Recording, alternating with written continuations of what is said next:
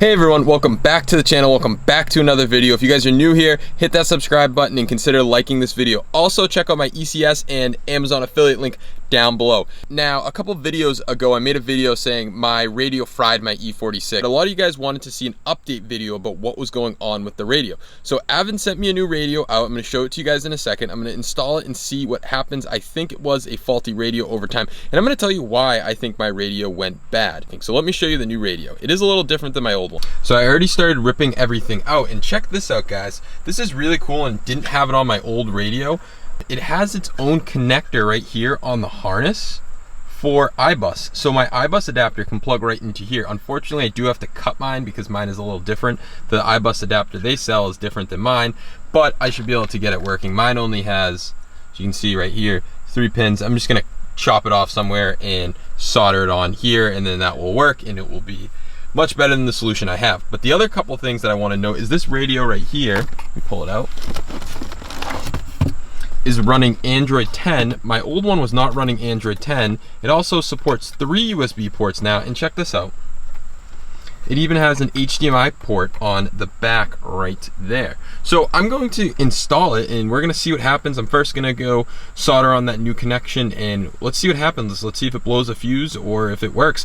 And I'll tell you what I think caused my radio to go bad after that. So I just wanted to update you guys. It is fully working. I'm going to put it back together just to double check everything, but right now it is fully working. I'm not seeing any issues. Everything's working. CarPlay's working. iBus is working. I still have to obviously fix all the wiring, but everything is working the way it should be, which is great. So I do just need to put it back together and clean it up. All right, so the radio is fully installed. Looks great. The OS is a little different. Like I said, I had a very old Avin radio. This OS feels so much snappier with Android 10.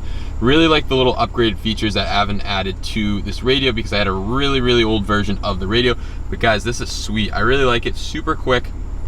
CarPlay works great. Less laggy, I will say. And then second thing also, the iBus app is fully working and it's all set. I got to play around with it, but it's showing everything about my car.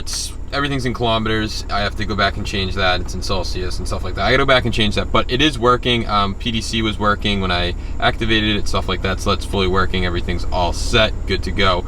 So I'm sure all you guys are wondering why I think my radio went bad.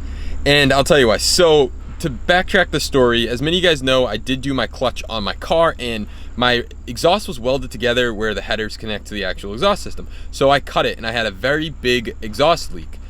And I drove around like that and the car vibrated so bad because it was literally from the header back just wide open. The car felt every little thing from the exhaust. It just like resonated through the chassis. There's so much vibration. It was awful. And I drove around like this for a while because I needed to do my center support bearing, and unfortunately Matt and I were not able to do it on our own. We just didn't have the tools and we need to heat it up a little and stuff like that. So I drove around like that for a while. And one day I got in the car and just noticed that the radio blew. And I think what happened was the vibration in the car was so great that it caused maybe one of the solder joints to loosen up and cause a short and shorted out the radio. And it just happened because I was driving like that for so long, because I've had this radio for so long, no issues, nothing changed. So that is my hypothesis of what I think happened. I'm still waiting back to hear from Avin, but I do want to say 2 things. First being, this radio is awesome. I absolutely love this radio. I love my first one and I continue to love the company Avin. And second thing, go out and buy this radio. Don't be scared. Nothing's going to happen. And if it is, I'm sure they'll be able to get you squared away with fixing the issue or whatever. They have the best customer support out of any of these Android radio companies that I've seen. So definitely go buy the Avin 4. I absolutely love the company. I support them 100%. So definitely go buy that. Like I said, everything's back to working now. I wanted to give you guys an update video about my radio. So if you guys enjoyed, hit that thumbs up. I told you guys I will still be pumping out the e46 content. That's not going anywhere since this is the star of my channel. But with that being said, I want to thank you guys so much for your support and consider subscribing if you guys are not subscribed, and also consider using my Amazon affiliate link as it helps out the channel. So that is all I have for this one. I will catch you guys in the next one.